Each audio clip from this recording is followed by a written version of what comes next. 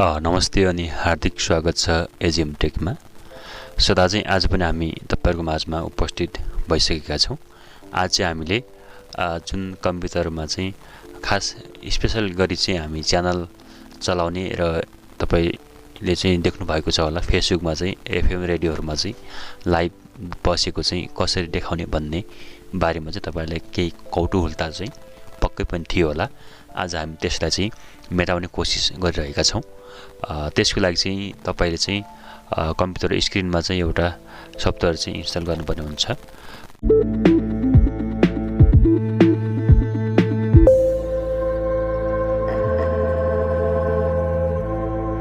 मैले चाहिँ गुगल क्रोममा गएर ओबीएस गुगलमा आउँछु, त्यसपछि आएर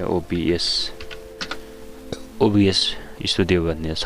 यो चाहिँ यसले चाहिँ गरेर तपाईले डाउनलोड गर्नु होला। मैले चाहिँ यहाँ डाउनलोड गर्नु होला। मैले चाहिँ अलरेडी डाउनलोड चाहिँ गरिसकेको छु। मैले चाहिँ यहाँनेर अब फाइल म्यानेजर जान्छु। फाइल म्यानेजर आइसकेपछि डाउनलोडमा आइसकेपछि यहाँनेर चाहिँ ओबीएस भनेर देखाएको छ। ओबीएस स्टुडियो म यसलाई क्लिक गर्छु, यस गर्छु, फेरि नेक्स्ट गर्छु अनि फेरि नेक्स्ट गर्छु। त हामीले चाहिँ डेस्टिनेसन फोल्डर चाहिँ कुनमा गर्ने त्यो चाहिँ देखाएको छ। म इन्स्टल गर्छु। अब केही समय वेट गरौँ।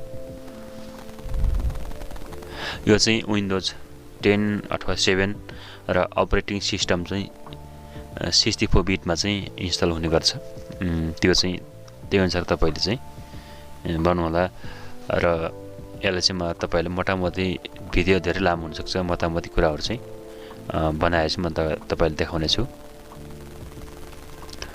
इन्स्टल अब हुन बाँकी छ, थोरै रहेको छ।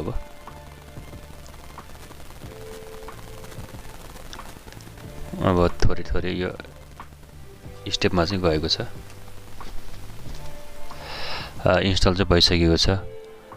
म चाहिँ यसलाई फिनिश गर्छु। फिनिश गरिसकेपछि अब चाहिँ म यसलाई यसरी लन्च एनिवाई गर्छु। मैले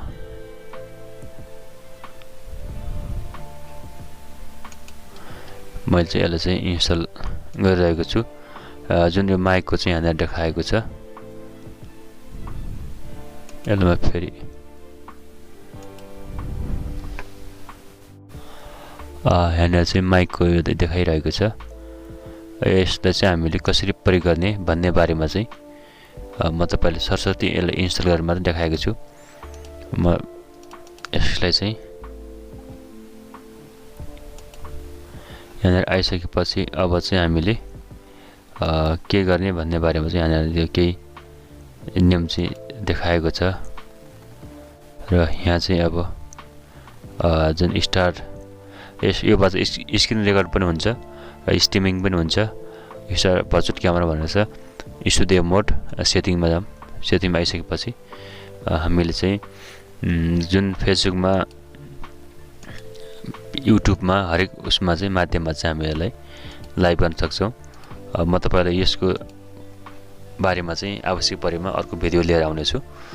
अहिले चाहिँ म तपाईलाई चाहिँ यसलाई चाहिँ कसरी इन्स्टल गरेर भन्ने बारेमा चाहिँ मात्र देखाएको थिए। यहाँ आएर चाहिँ हामीले लाइभ चाहिँ सेटअप गर्न सक्छौं। र अर्को भिडियोमा चाहिँ म तपाईलाई यसको बारेमा चाहिँ फुल्ली देखाउने छु। अहिले चाहिँ भिडियो अलिकति लामो हुने भएको कारणले गर्दाखेरि म तपाईलाई यसलाई चाहिँ इन्स्टल मात्र गरेको छु। यसलाई चाहिँ अर्कोचोटि लाइभ कसरी बस्ने र यसमा चाहिँ प्रयोग कसरी गर्ने भन्ने बारेमा चाहिँ उक्त भिडियो चाहिँ म लिएर आउने छु। र आजको लागि यो भिडियो यति नै। तपाईको दिन शुभ रहोस्। हवस् त, नमस्ते।